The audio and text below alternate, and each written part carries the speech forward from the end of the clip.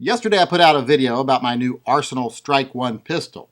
Now in that video I tried to answer a lot of the questions I thought people might have about this gun regarding build quality, design, etc.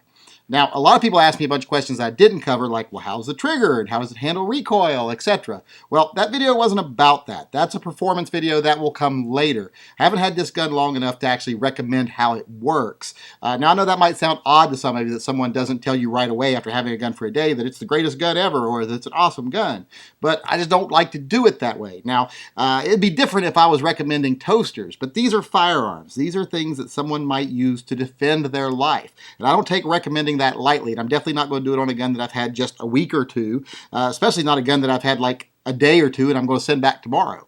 I just won't do that. So if you're waiting for the performance review of this gun, you're going to be waiting a little while longer. Like I say, I've got to have a gun for a little while. Now, I usually like to carry a gun for a while first, but since I can't get accessories for this one, I'm not going to carry it. But I want to have at least 4 or 5 range trips under my belt and know that it's going to be reliable and know that it's going to perform well before I recommend it to someone that might defend their life with it.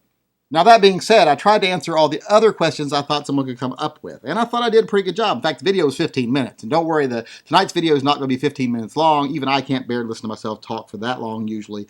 That was a fluke. Most of my videos are, usually 2 to 5 minutes long, and this will be no exception. But there was one question that I never even considered answering that I got at least 20 times since I posted that first video about this gun yesterday. And that question is, do the magazines fit in a Beretta? Now, I was like, well, why are people asking me this? But then I guess I understand it, because I guess these are mec-gar magazines, and mec-gar is the Italian company that makes Beretta magazines. And I guess there's another gun on the market that said that their magazines might be interchangeable between their new gun and the Beretta 92, but it turns out it's not. So people were kind of wondering, is this gun's mec-gar magazines compatible with the Beretta mec-gar magazine? So I thought I'd go ahead and answer that question for you real quick here. In fact, I'll even show you. Now, this is the magazine from this gun, so I'll take it out and we'll see if it fits in the Beretta. Now, this is a compact Beretta, so it's going to stick out some out the bottom, even if it would fit a regular Beretta. But I don't think anyone expected these to be the right length for a Beretta. They just wanted to know if it would lock into place and be able to be used as an extended magazine. So let's try it and see what happens. Okay, here is the Beretta, and here is the Strike 1 magazine, and we will see if it fits.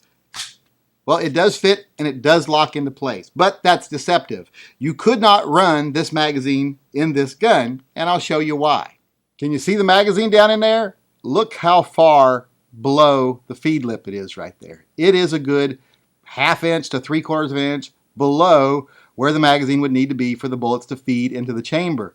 These rounds would just be facing flat against the front wall of the gun right there. They wouldn't even be anywhere near getting in the chamber, so this magazine would not work with this gun.